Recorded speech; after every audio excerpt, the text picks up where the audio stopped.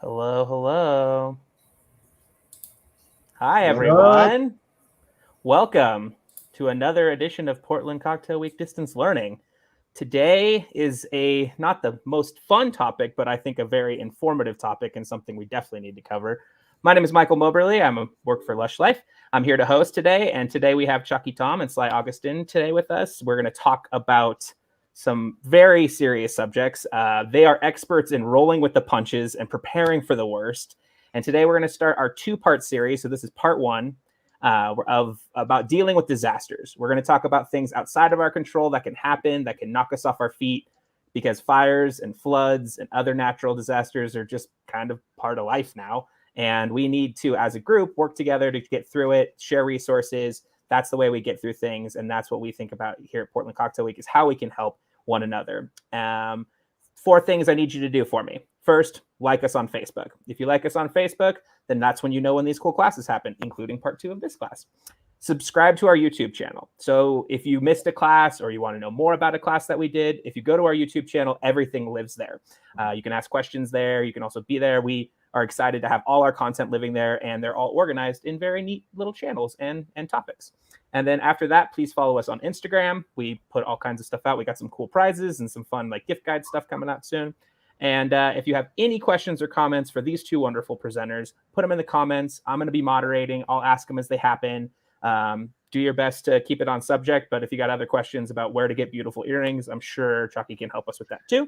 So we have lots of wonderful things to talk about. Well, not necessarily wonderful, but wonderful people talking about disastrous things. So I'm going to go ahead and toss it on over to y'all. All right. Let's start with the slides. It's always a good place to start. All right. So we have a few slides to kind of get us through things. I'm Chockie. I'm the co-founder of Doom Tiki, and I'm an Indigenous advocacy activist. And I do social media and solve problems for trailer happiness. And this is Sly, who has... How long have you owned trailer now? I'm in year 10 now. So I think I get like a special badge. Yeah, it's a sash, I think. Yes, a cummerbund. Yeah, there we go. Yes, there you go. And Chockie will make me a nice Instagram picture, which is more valuable than all of those things. So today, riding out the storm, how to prepare for natural disasters. So next slide, please. So I'll just kind of go through a couple of these things. I'm going to have Sly cover some stuff. Then I'm going to go through a list of useful things that will be made available in PDF format. Sly will cover a couple of not fun but useful subjects, and then we'll open it up for questions. So a disaster related to weather, climate, or water hazard occurred every day on the average over the past 50 years. Every day? Damn. Yeah, every day. So this is from the World Meteorological Organization, WMO, and they kind of keep all of the statistics on this up to date. These are just the ones for 2020, basically. But every single day usually kills 115 people and causes in U.S. money $202 million in losses. So lots of experts, not just from this organization, agree that these things are only going to get worse and more frequent. And, if you're operating a business in this world, especially a bar, you're going to need to create a plan for this. Next slide, please.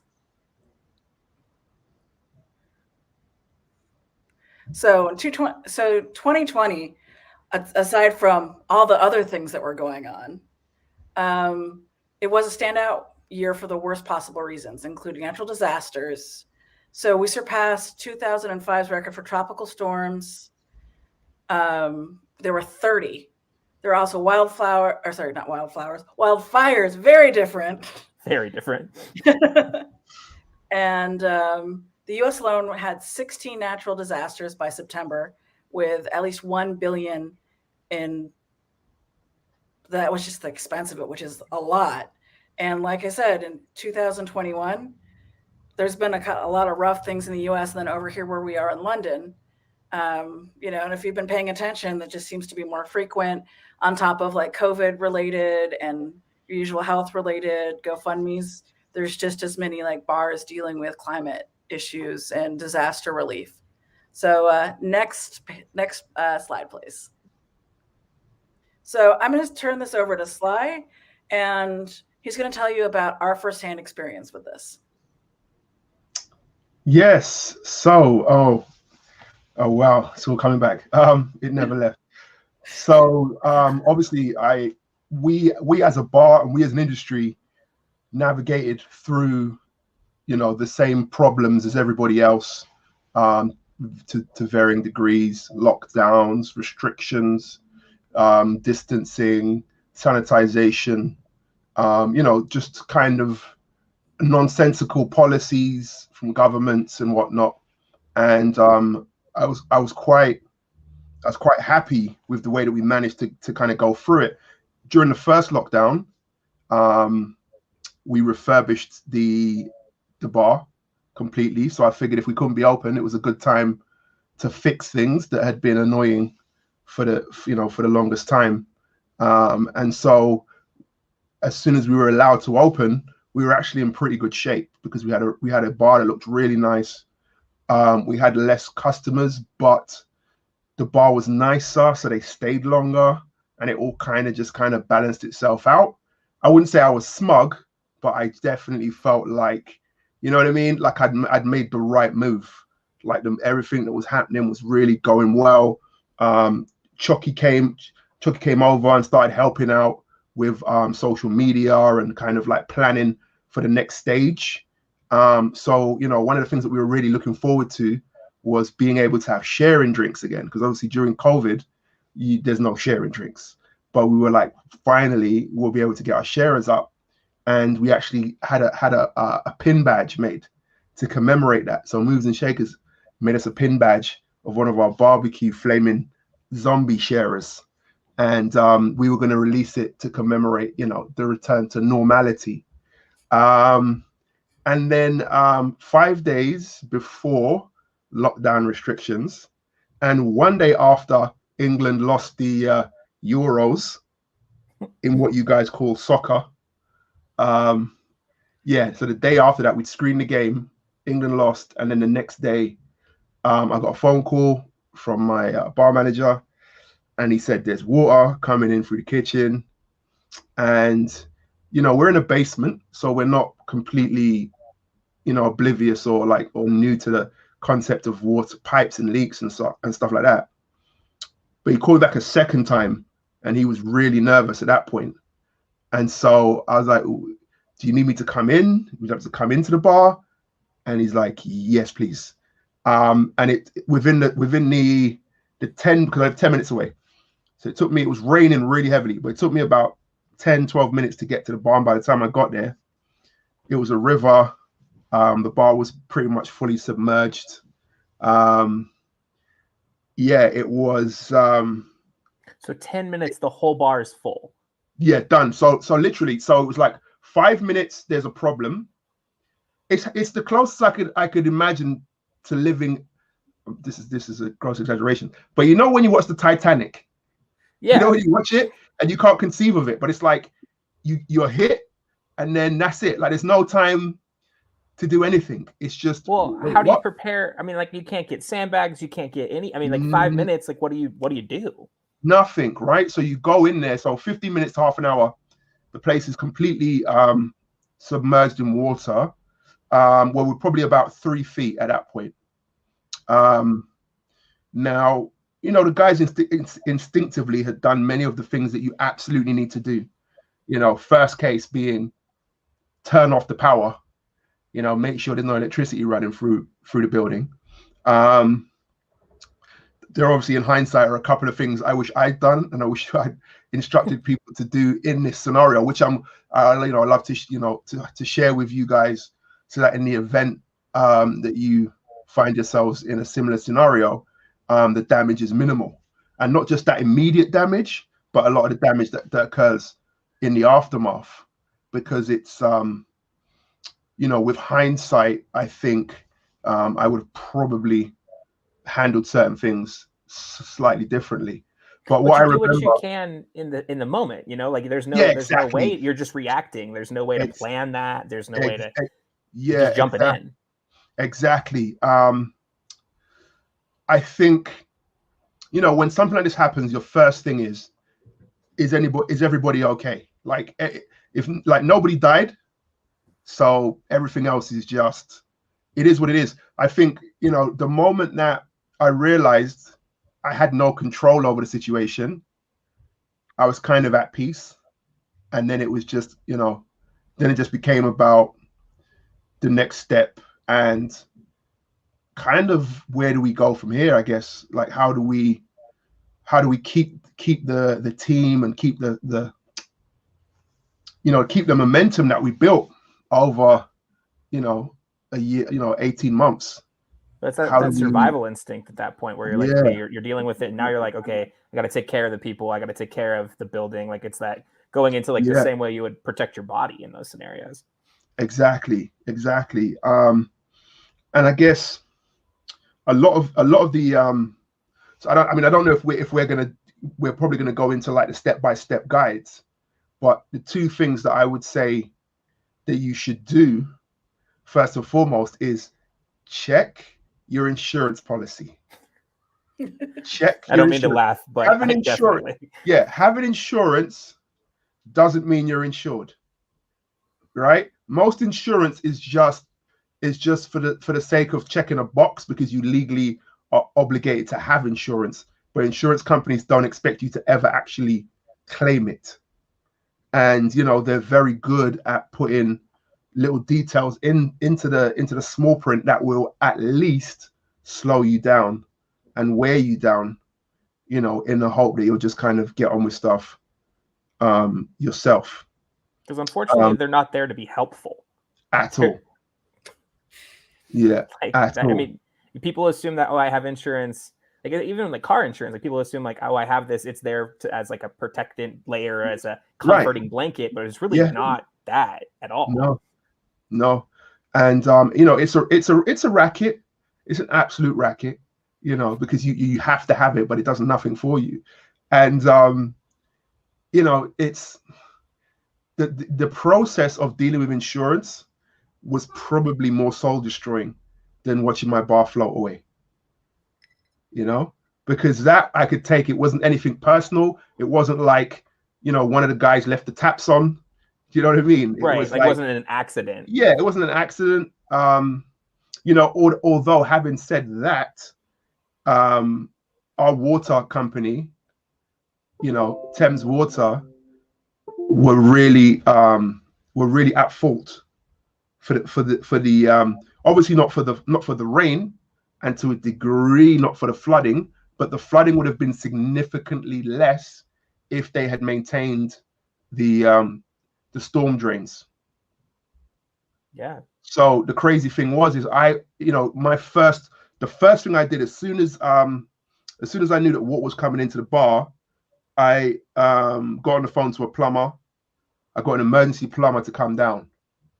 Right. So my thoughts were, well, let's just do that straight away. Even if the problem resolves itself, let me just get the plumber down there anyway to figure out what's going on. And by the time I arrived, he was arriving at the same time. And he said to me, look, there's no point me attempting to pump water out of here because it's coming in faster than I can pump it out. And he said, I won't even charge you a call out fee. So you know how bad it was, right? Because they're never not doing that. Yeah. He said, I won't even charge you a call out fee because you got bigger problems to deal with.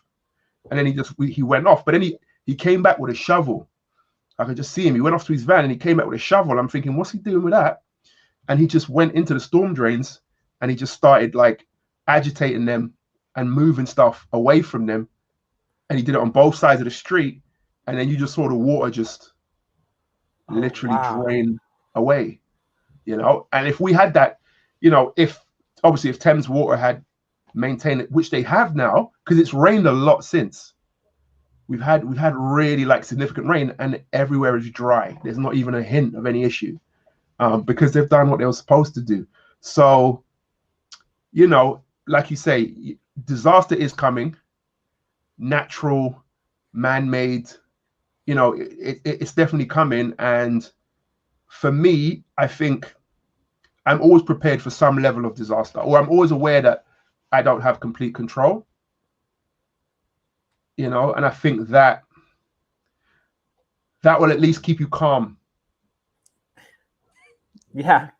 I mean, acknowledging that things are out of your control, definitely. But I mean, like, we think about natural disasters, rain, or whatever. That was human error too. You know, like that's a thing to think about as well. Like, double checking your surroundings is important. But I can't believe it. Like they just agitated it, and the water started going down. Yeah, that's unreal. Yeah, it was that simple, and it is that. It's, you know, it's normally that kind of combination.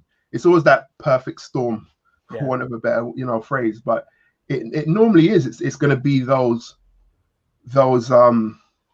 just random convergence of things that can put you in that type of situation.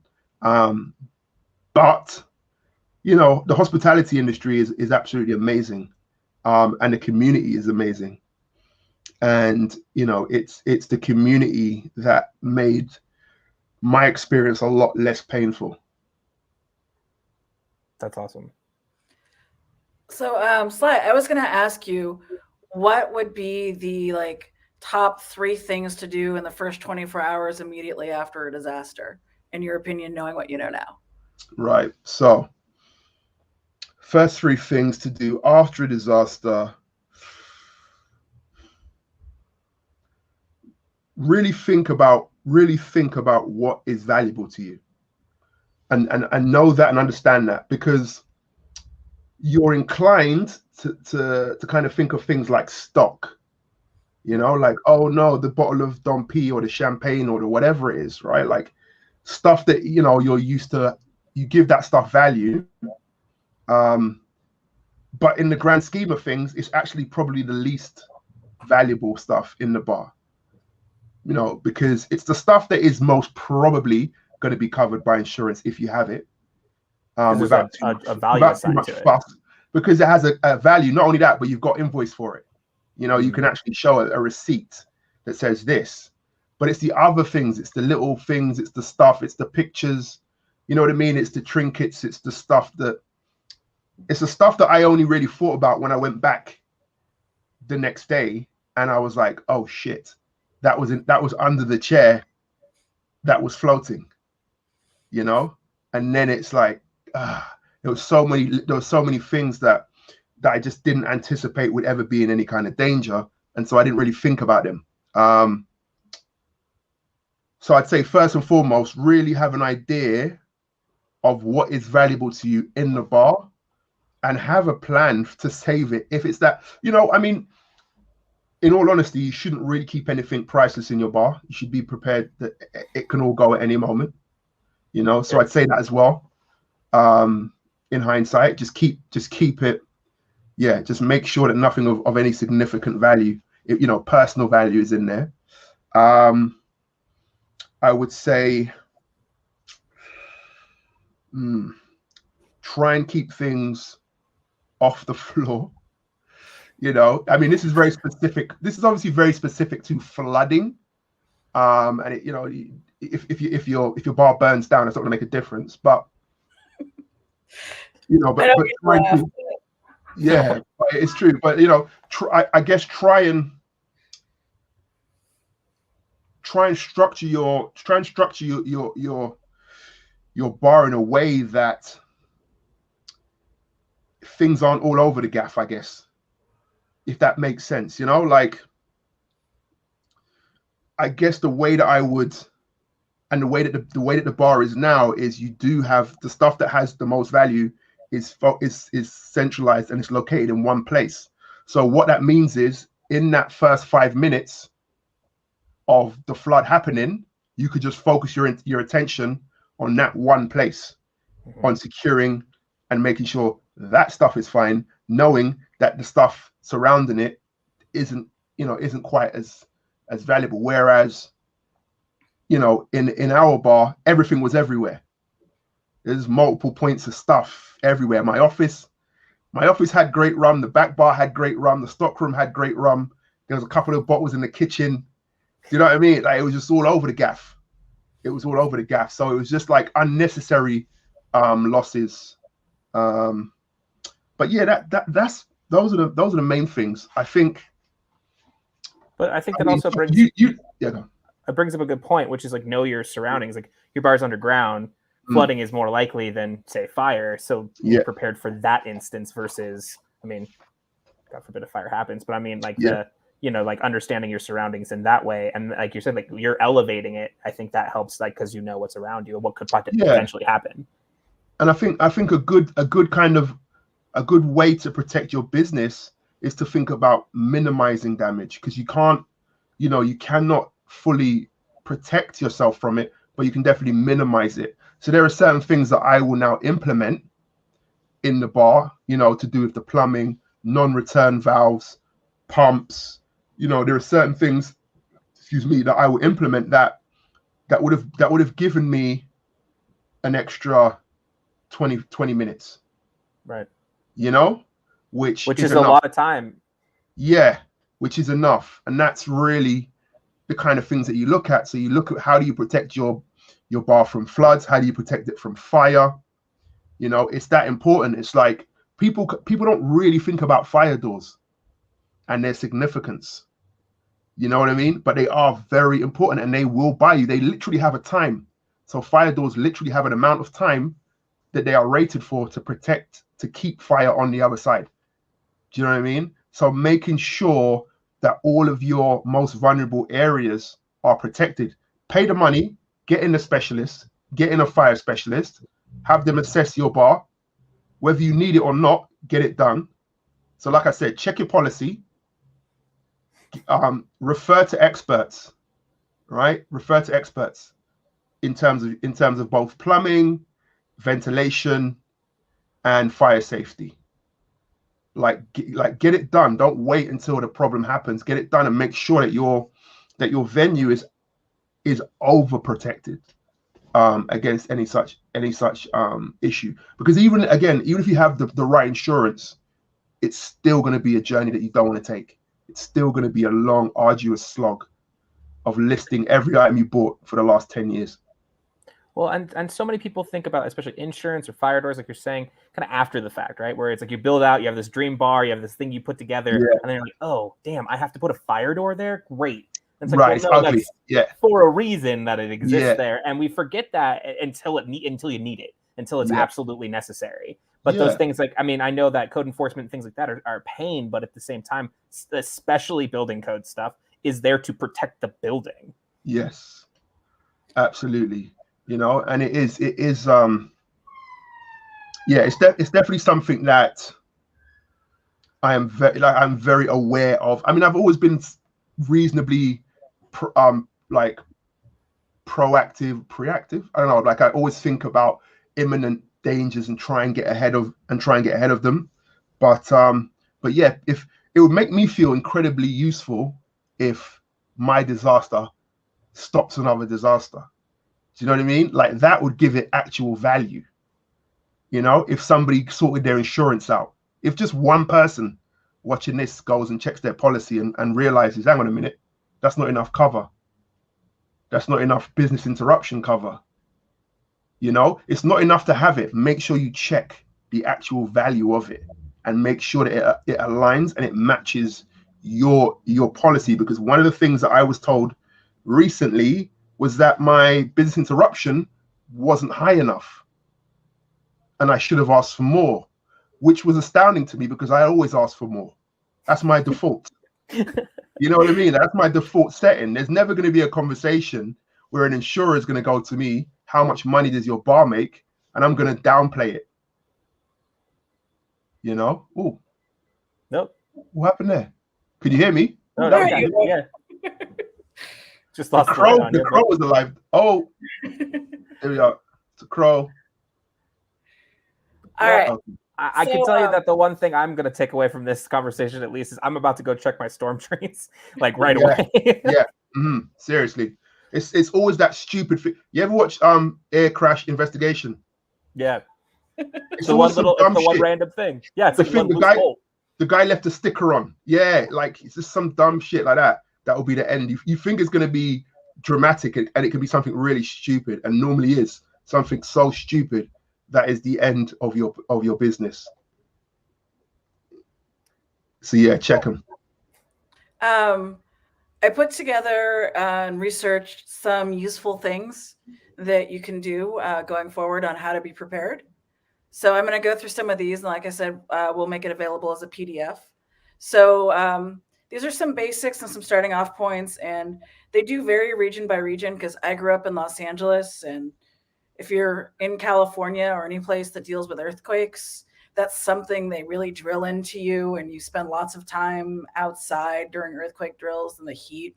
And it's not fun, but when the big ones do happen, you know exactly kind of what to do. So for buildings, you know, how to be prepared with like impending like weather things. You close your doors, you make sure the trees are trimmed so they can't, you know, break things. You protect your windows by boarding them up or installing hurricane shutters. And you want to make sure that all your windows and doors that are accessible can be used for evacuation procedures. And it's also to make sure that, like Sly said, that you're up to date with maintenance on your building to reduce all possible risks, whether it be fire, whether it be, you know, cleaning out the gutters and things like that, making sure the storm drains and everything drains correct, and everything else goes correctly. And then with flooding, you should be able to turn off the electricity and gas and water, you know, as on your way out. And then also just investing in sandbags if you're dealing with floods and you're in that area. And then also considering landscaping if it's possible to divert flood water away. Do you also recommend like your managers or your kind of like first contact to know where those like breakers are, the gas line? Like it can't just be the owner. No, I mean, obviously, but that's covered a little further on. Oh, sorry. I thought of everything because that's what I do. Yes, she does. So equipment and supplies, again, and this is just kind of like, you know, maybe your ice machine, if you have like a small like kitchen setup or a big one, this is other stuff. But, you know, if you're in an area prone to flooding, try to keep all your electrical items such as computers and other appliances above flood level. And this is something that we're doing going forward. And then if you know something's coming, you can move heavier items off site, but again, you can lift them onto pallets and things like that and cover them with plastic to keep water out. I mean, some things you're going to be able to move. These are what I just said are things that you can do if that's not, it's better than nothing, but it's still something you can do. And then make sure that you regularly back up your computers and tablets and have a safe, dry place to store them.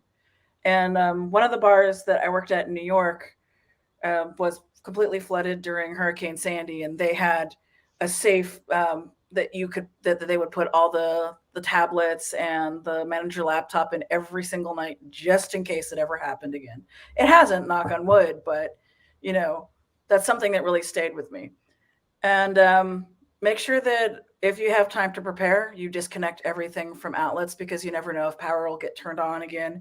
And that could cause an electrical fire. So, you know, prepare before, but also have hindsight to think about possibilities of what comes after. And we'll go to the next slide. So one of the things that stuck with me, especially with the whole like California thing, is the emergency kit. When you're a kid, they have you put an earthquake kit in a backpack and you keep it in your classroom. And you have one at home, you have one in your car. You know, so this is just like some basics that you should just have, and because you never know where you're going to get stuck for things. Like one time I got snowed into a bar and we were there for 24 hours and we had a lot of snacks. It was really good that we didn't have to eat all the garnishes, but you know, just having non-perishable foods, canned foods, and some crackers and things. Lots of bottled water, which is also good if you have to send somebody tipsy home. You know, a manual can opener, just because you're going to use it for work, but you should also have one just for the disaster kits because, I don't know, things seem to get lost in bars very easily. Things that you need to use every day, sensible things. So always have two.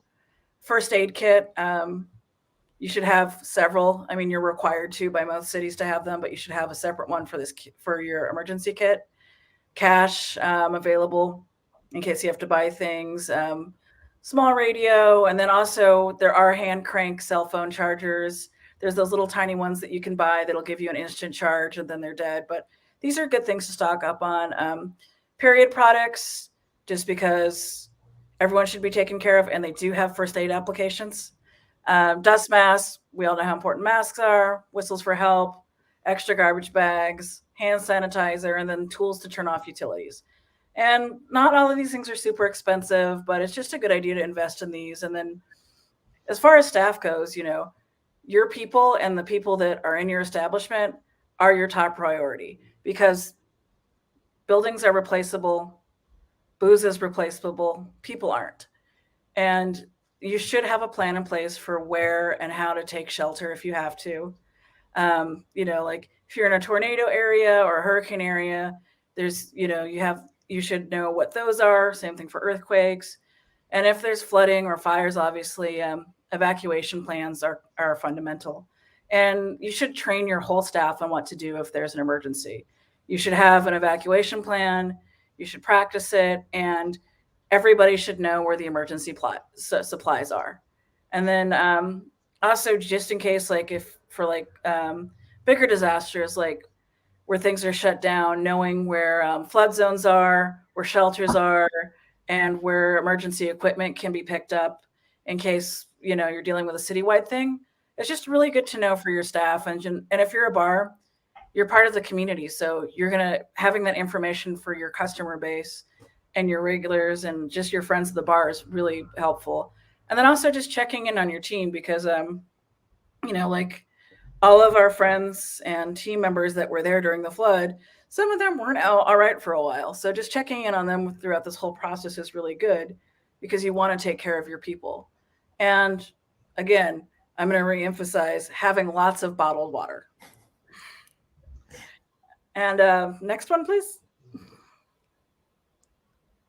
So having a plan. And again, the best way to be prepared for things that you can't control is to think of what you're going to do afterwards, and just evacuation plan, which is basically location, and, practice going there every once in a while, especially if you get new staff members on, so everybody can work together. Identify all available exits and designate group leaders, so you can have the people that can lead during evacuations. And then there's people like myself and my husband that were good at organizing everything after the fact.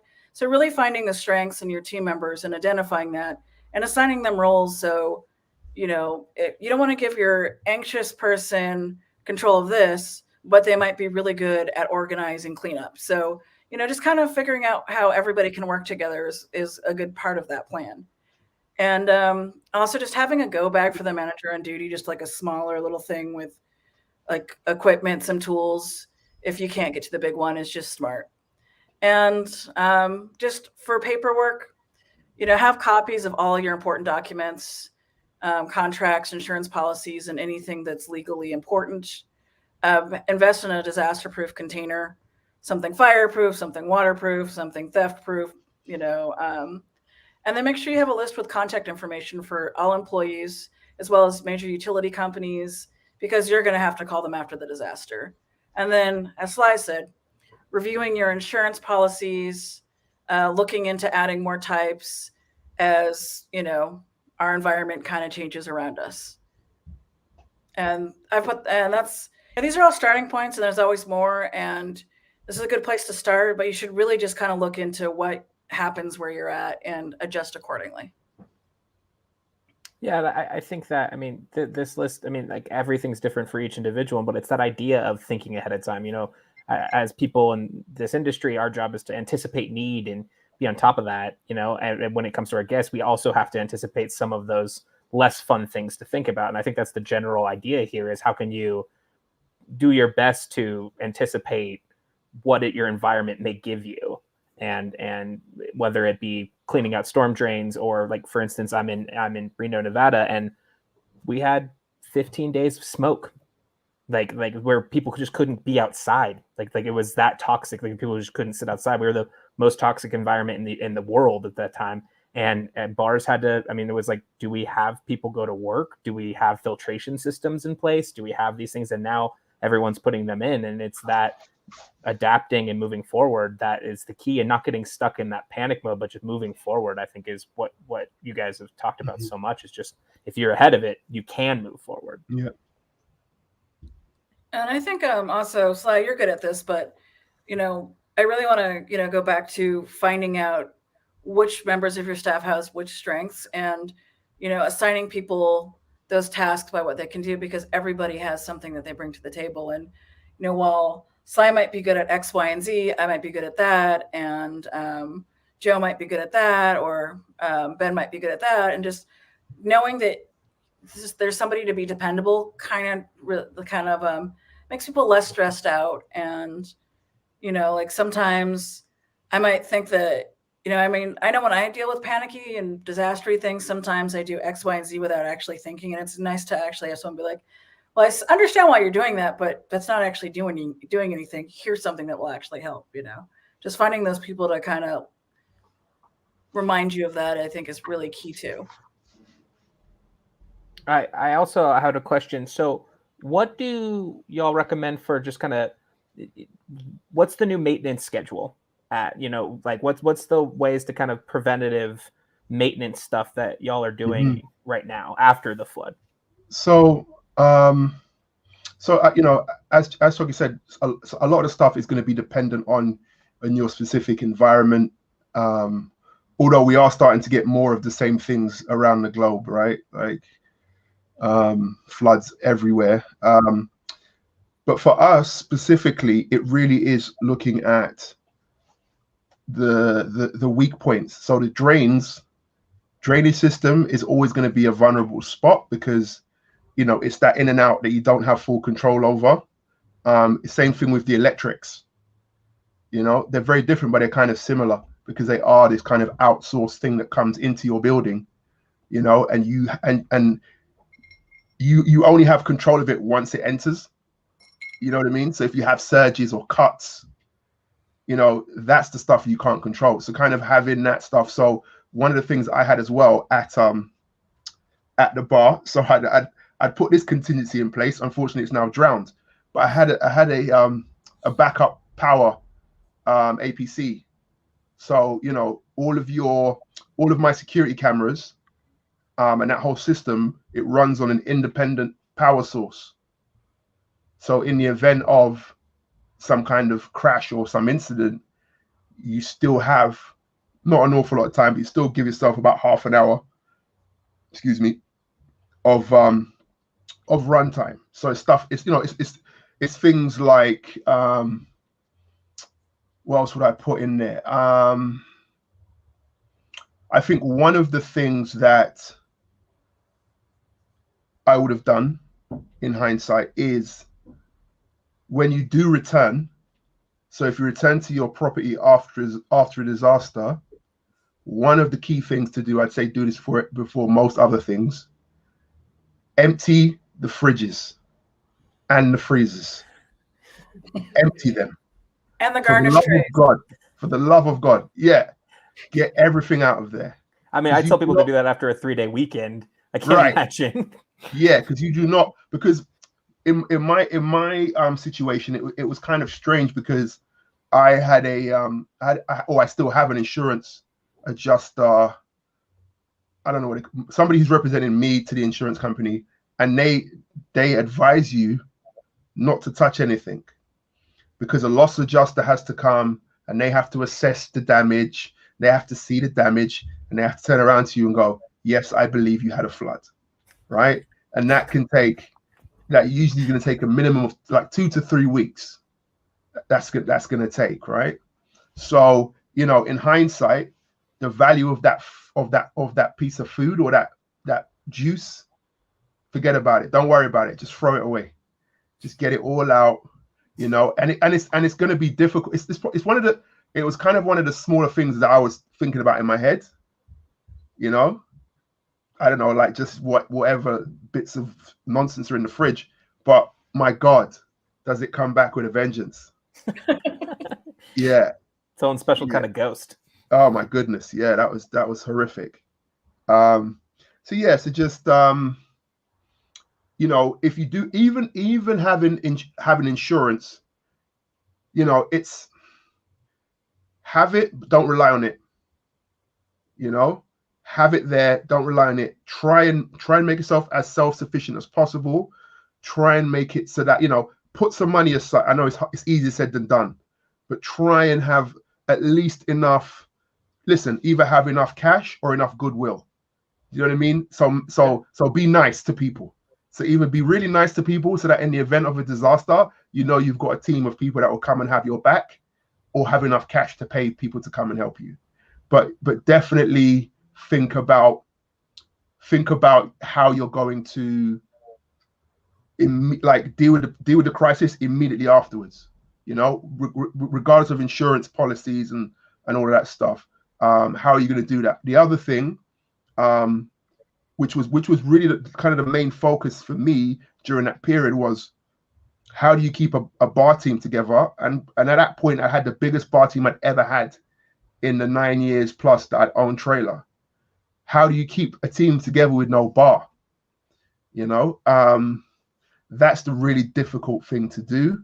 Obviously, there's a lot of stresses and you're operating on the fly, and you're probably not going to be the best version of yourself. So I would suggest that you, maybe as best as you can, try and almost remove yourself a little bit, you know. Yeah. I'm a very hands-on person, so I like to get in there. I'll fix it, you know. I'll do it. But it's also good to maybe remove yourself a little bit from it, because you have so much more to do just on a top layer, on a top level, and your team can look after most of the small stuff. And most of the small stuff, you know, in the wash, it doesn't really matter as much, you know. So I would say if you can, try not to be overly sentimental. And that's probably one of the hardest things, is to not have an emotional attachment to your business that causes you to focus on the wrong things. You know, when, as Chockie said, everything can be replaced. If it's not a person, it can be replaced. And, you know, maybe it'll come back better and stronger. Yeah. That's not everyone gets to, but it sounds like what y'all have been up to. Well, I also want to add one thing in too, is on my side of things with like socials and everything else, just having a disaster plan, you know, because like. So like a disaster plan for social media specifically? Yeah. I mean, well, because, you know, our bars rely on social media to exist now. And when something happens, you know, especially if you're like internationally known like Trailer is, and you're like a big part of like the rum community like Trailer is, you know, people want to know what's going on. So just having that stuff prepared, because when it comes down to it, you're not going to necessarily be in the right state of mind to write something sentimental while you're stressing out about dealing with insurance. You're not going to think clearly or logically about handling all the stuff, because you shouldn't have to. So just making sure that other people can deal with brands that want to help and kind of corral things is also key. Like that's definitely one of the things that my husband, who was at Trailer forever, I think, that's like one of the things that we definitely took off of Sly's plate, because it was just one, you know, and we have a good relationship where Sly knew that there were going to be graphics, that I was going to prompt him when I needed him, and then everything else he didn't have to worry about. And just making sure you can like have that stuff set up and, you know, update people regularly is just kind of fundamental. And that's just how business works now.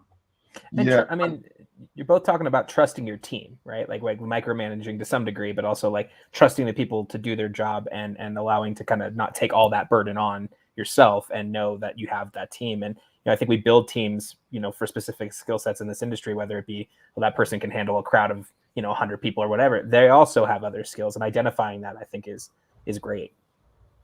Yeah. And I just wanted to kind of, just to what Chockie was saying, I would say that having Chockie there to kind of be the the virtual venue, to create that virtual space for trailer when it didn't have a, you know, when its body was underwater, was invaluable. Like with, you know, I cannot like overemphasize how important that was to the journey and where we are now, because it kind of created such a positive catalyst of goodwill. And that is what, for me personally anyway, that is what kept my energy levels up. You know, it's because, you know, Chockie and, you know, and Serge doing all of the little pop-up events. We ended up, so I remember I mentioned that we had the barbecue pin that we had created in order to celebrate the return to normality. When Chockie was like, well, let's just turn these into fundraising pins. And now these pins are your way to show that, you know, you back trailer. And that was mental. That was like an immediate, just insane level of support, and you know, not unimportantly, some cash flow, so that, you know, you can breathe, you know, enough for you to breathe and think about your next steps. And it facilitated the next steps. And, you know, from then we just went on this mad, like, social media ramp. It was all over the place, like, you know, like, yeah, it just kind of I think it just grew. It just grew, and everybody jumped in, and everybody took on a piece of it, and everybody kind of did their bit to help us recover. And that was really yeah, that was a good feeling. And to you know, feel valued. People want to help. No. Well, I was going to say, we're going to cover like more of the details with that, and some of the things that worked really well, and some of the things that we would like to help you not do that didn't work as well in the next series too. So that's some of the other stuff that we. Well, that's a good place to stop, and a good place to remind people that this will be happening again. So keep an eye out for that, and we're going to have it up. Always the great place to go. Thank you both so much for sharing your expertise. I know this is triggering and difficult to talk about, but you both did it with grace and shared some really important information. I can't say enough about how much I learned in just seeing what y'all have been through, and thank you for sharing that. It's important that we talk about our failures and our successes, and getting through that is 100% both of that. And I'm very grateful. So if you enjoyed this class, please hit or like and love the button there. Share this class. I think this class should be shared as much as humanly possible. If you're bopping in this, share it so somebody else can watch it. At least they'll be checking their storm drains or checking their insurance policies. Those two things I'm definitely doing immediately after this. So please make sure you like on Facebook as well as our YouTube at youtube.com/pdxcw. There, everything lives all the time. So if you did like this class, you can't find it on Facebook, pop over there. It's living there as well. We're also at PDXCW on Instagram, so you can find out what's going to happen next. Sly, Chockie, thank you so much. I can't wait for this next class. I know these are difficult subjects, but these are the things that make us better when we talk about it. We got to do this together, and I appreciate you sharing your knowledge. So have a great rest of your day. Thank y'all for, or evening over there. Yeah. All right, see you soon. Thank you.